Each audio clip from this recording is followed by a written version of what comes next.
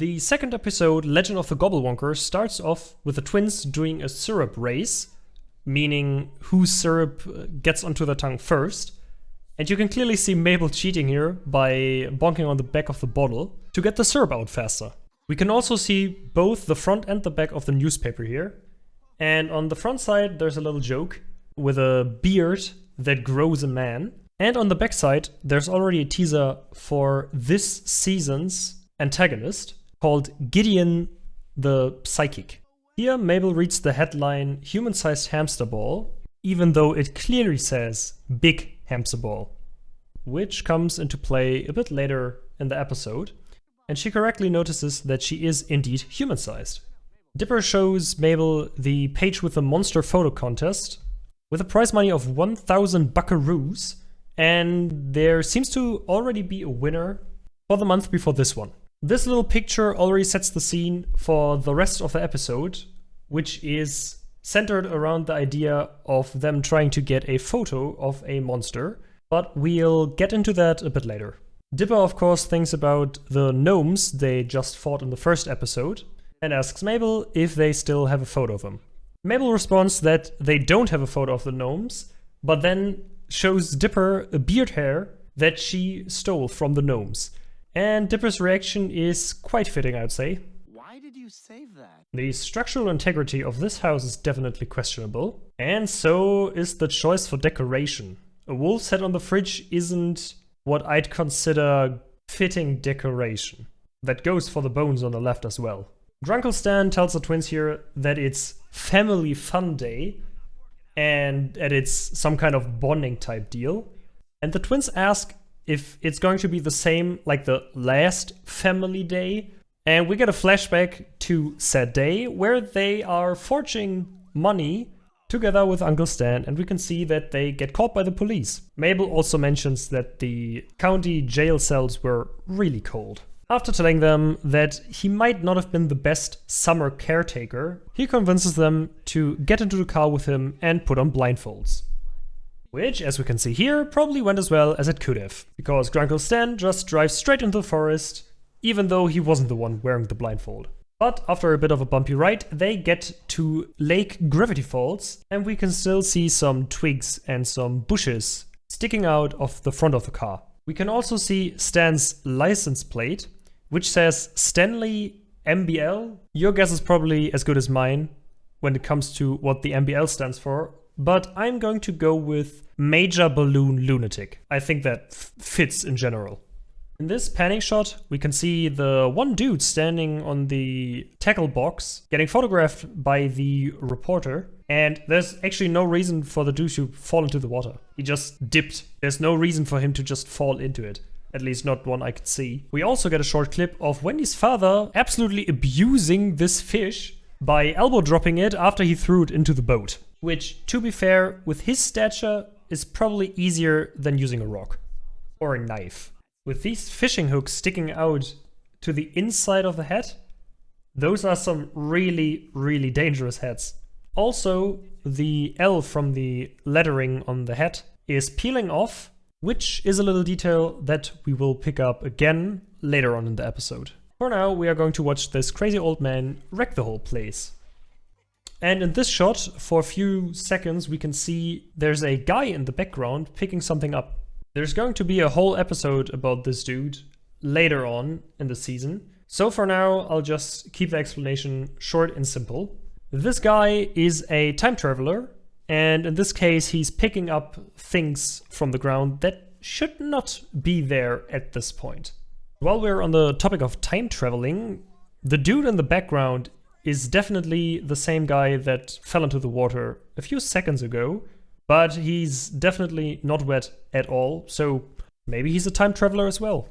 After telling Mabel that he is indeed not doing a happy jig, but a jig of grave danger, he's immediately getting sprayed with a bottle of water by his son, who's the owner of the fishing shop by the lake. To actually prove that he wasn't lying and had actually been attacked by the Gobblewonker, who is a monster living in the lake, similar to Nessie, he shows everyone a boat that has been completely ripped into pieces. After telling everyone that the monster came from Scuttlebutt Island, that's located in the middle of the lake, and getting laughed at by everyone, including the police, He walks off cursing.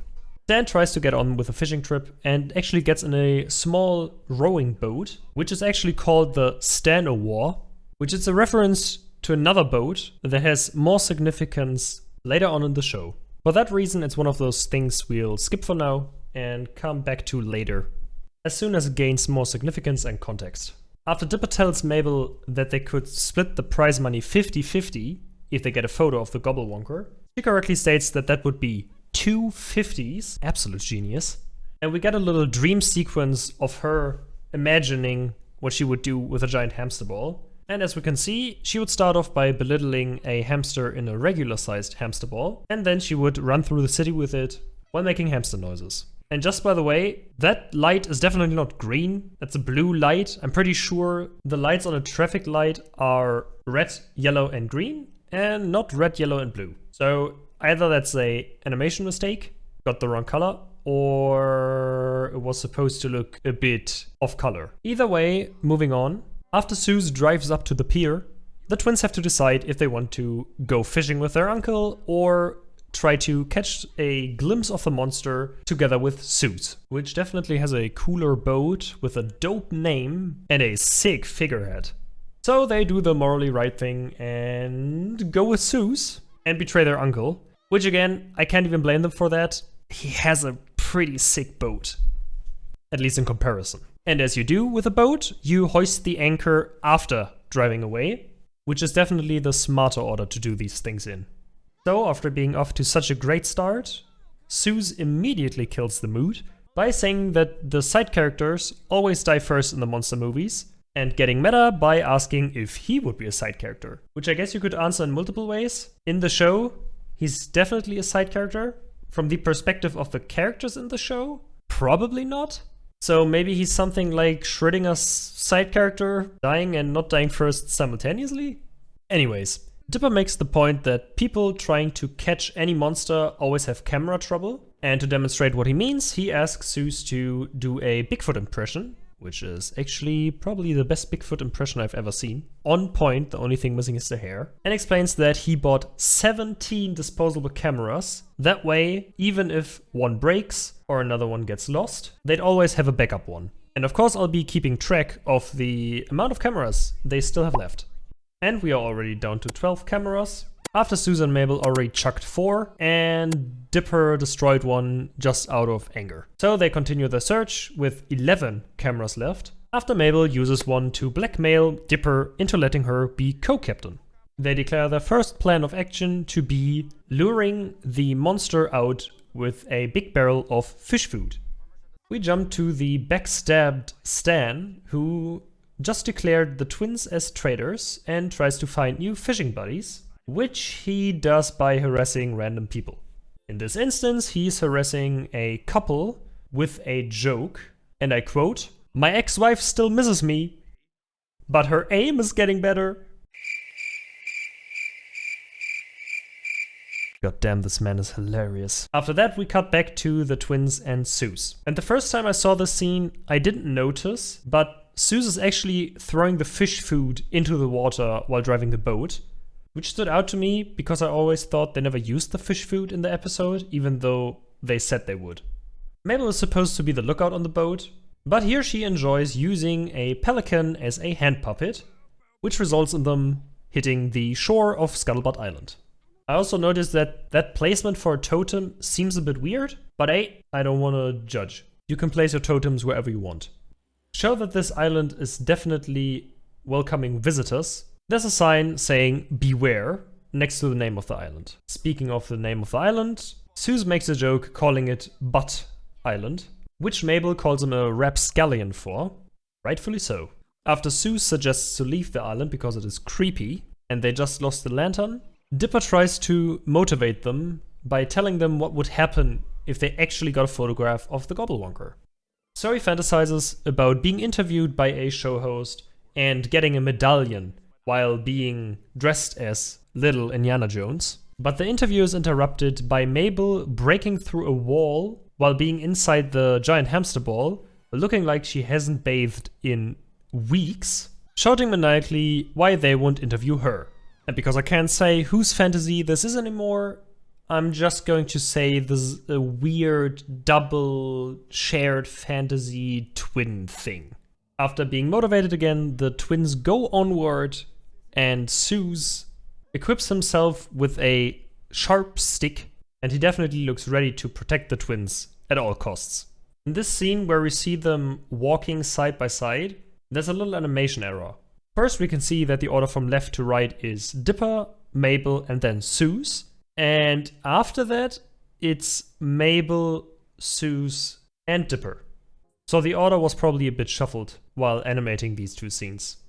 After hearing a loud roar, they charge at the location of the sound, which they think must be the monster, just to be disappointed by it being nothing more than a few beavers sitting on some pieces of wood, looking a bit like the shape of a monster with a long neck. And I sure hope the beavers use cavorting with a decent meaning in mind. After being completely disappointed by the revelation that were just beavers and not the real monster, Mabel tries to confirm Dipper's statement of that old guy being crazy after all, by stating that he did use the word scrapdoodle. And I didn't want to leave that statement unchecked, so I did go back and listened to the old man blabbering on, and he did indeed use the word scrapdoodle. After cutting back to Grunkle Stan, we can see him talking to a child and getting a bit too close for comfort, saying that the child can call him his Grunkle and patting him on the head, which the parents don't find as amusing. Who would have guessed? And by the way, while we're on the parents, the father is the same dude that got picked up by the old man back on the shore. And though Dipper may not have found the monster at first, the monster definitely found him. Whoops, and there goes the next camera. Yo, that was a sick dodge roll. Every Dark Souls player would have been proud of that. But after impressing with the dodge roll, Dipper nearly bites the dust. In this case, literally. But he kind of saves himself. I don't know what kind of magic's going on here. You can definitely see him trip, but he just loses another camera and then just stands on his feet. While being carried by Zeus, you can see Dipper's t-shirt shrinking and then growing to his original size again. You can see Zeus clearly getting behind the helm of the boat, and after Dipper realizes that another camera is broken and we're down to 8, you can see that Zeus is standing at the front of the boat again, not driving, and throwing cameras at the Gobblewonker. Here the camera count gets a little bit wonky because I have to count the cameras that Zeus is actually throwing, but by counting them, we get down to 2 cameras left. Completely ripping us out of the action scene, we swing back to Grunkle Stan in his boat, seeing 2 children with their grandpa sitting in another boat next to him. And after hearing the little kid say, "I love you," to his grandpa, he reacts in the only fitting way. Okay, either Stan didn't see the monster, or he's way too calm for what he just witnessed.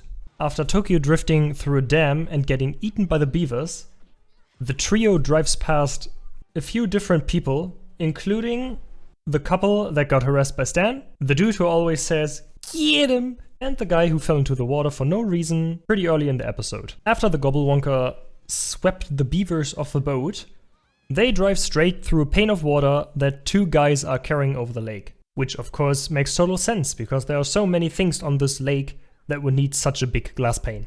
Here Dipper states that there might be a cave behind the waterfall, so I decided to look that up in the journal, and there's not really a reason for him to think otherwise, because in the journal it definitely says that there is a cave behind the waterfall.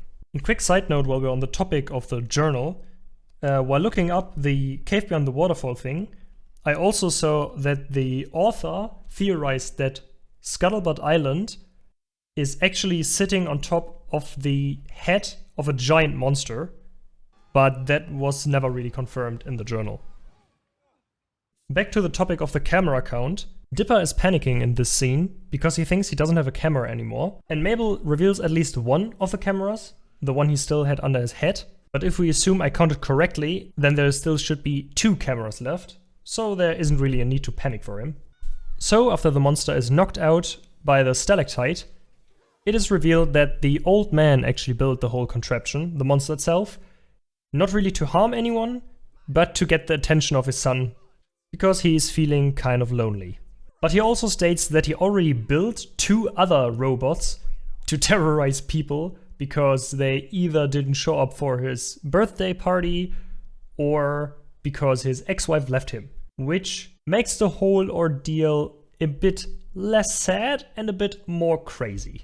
Which actually sends us full circle with the theme of this episode being Mabel and Dipper leaving their uncle behind. And Zeus actually spits facts here, stating that the twins kinda are the real monsters for leaving their uncle alone.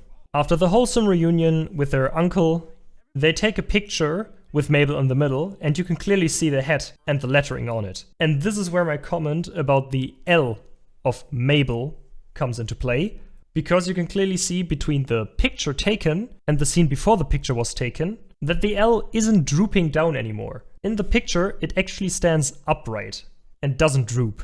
And so we close off the episode with the last camera, probably, dropping down into the water with a little glimpse of the actual monster that's living in the lake. So I hope you enjoyed this episode of The Mysteries of Gravity Falls. I'm still trying to get used to the whole voiceover thing. I know the first part was a bit presentation-ish with my tone of voice. I'm trying to sound a little more natural when I record these voiceovers, and I hope that I'll get there sooner than later. So if you enjoy it, leave a like, and I hope to see you in the next episode of Mysteries of Gravity Falls. Until then, see ya!